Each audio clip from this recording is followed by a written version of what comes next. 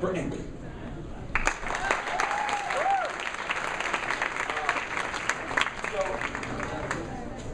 I'm the editor of this lovely book.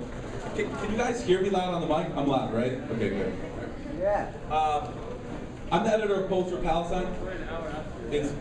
Was this the loud one? All right, that might be scary. We're gonna try this for the next poem. I'm the editor of Poets for Palestine. It's a collection of spoken word hip hop and art for Palestine. The poets in the book range from Mahmoud Darwish, Naim Shihab Naim, Natalie Hundal, Suhair Hamad, to Miri Baraka, Patricia Smith. There's a lot of different ethnicities, religions to show that the voice and scope for humanity in Palestine reaches across all bonds, all bounds. So the next poem I'm going to do is called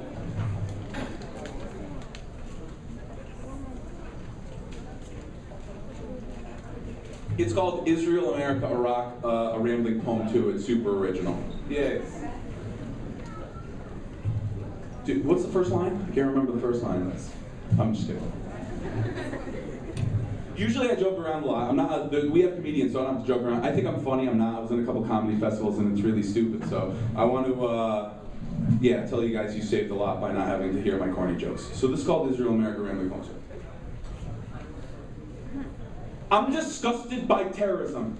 Backwards animals who have no value for human life produce propaganda videos to disseminate their message, prey on the weakest in society, infect children, recruit fighters like expendable ants in their ideological struggle. You know who I'm talking about. Soldiers who drop bunker-busting bombs on mosques and universities, decry the Middle East but follow authority closer than dictatorial rule, think stripes and codes rather than decency and humanity give them worth in this world.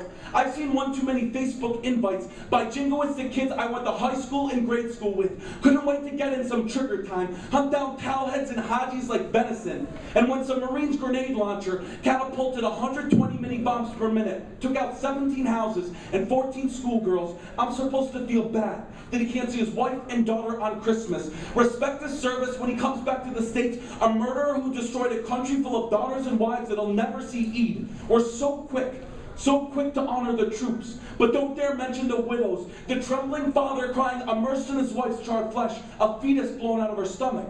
The soldier said kicking down the door was too risky. Where's the love for the 25-year-old Iraqi man whose car was riddled with American-made bullets, pained face and surprised look like grabbing for sky, falling out of 110-story towers? As long as we don't affect our interests, we'll shout out Darfur, Rwanda, and the need for antiretrovirals. Look at people as aid packages who can't compete, rather than ravaged lands perfecting paradigms of imperialism and propaganda. Where's that right-wing Zionist trying to save the Congo? Combat Leviathan in Angola, genocide in northern Uganda. Where's the humanity before the machetes are raised and proxy forces put into place? King, Mandela, and Gandhi aren't meant to be easily referenced platitudes to make you feel better at night. Help you forget that uncomfortable poem Americans don't want to face. They'll worship American idols, but have no value for human life. And yet all I hear are 20-somethings telling me they just aren't enough politics. I wonder what they'd say at their parents' eulogy after they were blown up into 386 different pieces. I'm sure they wouldn't discuss things, because politics, it isn't their thing. Politics isn't our thing. While we reach out for freedom and justice, we're defined as political to undermine our suffering, create a notion of two sides in equal conflict, cover up our dispossession and burnt down villages. We're political so you can ignore us, delegitimize and forget us, but we're human beings gracing the window pane, reflecting stillborn images. We're voices chiming in choirs and temples. We're life that won't be forgotten. We're here and won't go away. We're the world's shiver, and whether you like it or not, we're coming inside.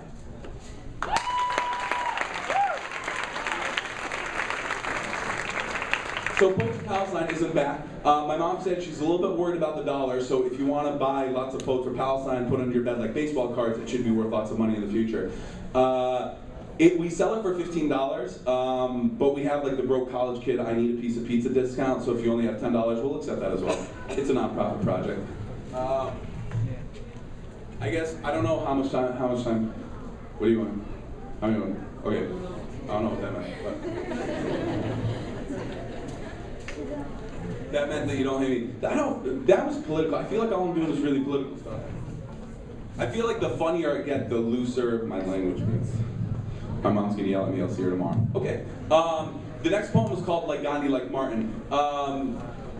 Yeah, I always tell people like Free Palestine is in a keychain in your back pocket. Like whether you're dealing with Palestine, whether Iraq, Afghanistan, Muslim issues, or just general humanity issues, which they all are, it's hard not to dispel a lot of the silly propaganda. So it's called Like Gandhi, Like Martin. Has any Palestinian ever heard like, hey, why aren't you guys more like Gandhi? No? Anybody ever hear that? Okay. Well, this poem responds to that in 6 decades of nonviolent resistance in Palestine, which is basically when they're saying that it's a slap in the face of that. I don't know if Palestine just hurts more than it used to. Maybe it was opening up of other people's coffins, but I hardly think of the kids in Daesh anymore. Great memories tucked under pillowcases, more nightmares brought by morning. Blink images of live-fired unarmed protesters. Cameras spill out footage of screaming mothers. Born, bred, dead in the West Bank. Fought like Gandhi, like Martin, but no history book will remember their plight. No one ever told me it would be this hard. Impossible to look away after first glance. I cringe every time someone sends me more photos. Dead babies missing foreheads and frontal lobes. Police lay still, lined up like dominoes. Punctured chests where organs once functioned. Half a face missing in this one, an arm missing in that one. It looks like the bomb beat his little body into the ground. Read reviews of our art, movies, and music. We're so angry, one-sided, never fair and balanced. What about Schindler's List, The Pianist, Life is Beautiful, and every other Oscar-worthy and winning movie? I never looked at Jewish pain as something to conquer, never forgetting that sometimes monsters lived under the skin of German men. We should be more like Gandhi, like Martin, like someone else. Pretentious armchair activists who obsess over Monica Lewinsky and Barack Obama's dog choice. If we all just rose up at once, like first intifadas people in the West forget about. Want to be feminist, peace activists, and pluralists, swallow tongues and gouge out eyes, wouldn't live this life for 5 minutes, but are too quick to criticize the way we live it. While a million Iraqi throats are slit, reporters sit in air-conditioned newsrooms praising General Petraeus. Don't dare ask Iraqi clouds what they've witnessed. It's quite a view from the ground outside the green zone. The fallacy put forth is that if we were only better, we would be free today. We should be better than the people that happen to be Israeli, happen to be Jewish, because better is not racial, ethnic, or religious, but situational. So for that, yes, we are better than you. We should be more like Gandhi, like Martin, and you should be more like F.W. de Klerk, like Afrikaners admitting colonialism and white supremacy in South Africa. Funny that we always blame the victims and never ask the needed questions. When is the day going to come when Israelis and other colonizers of the world better themselves?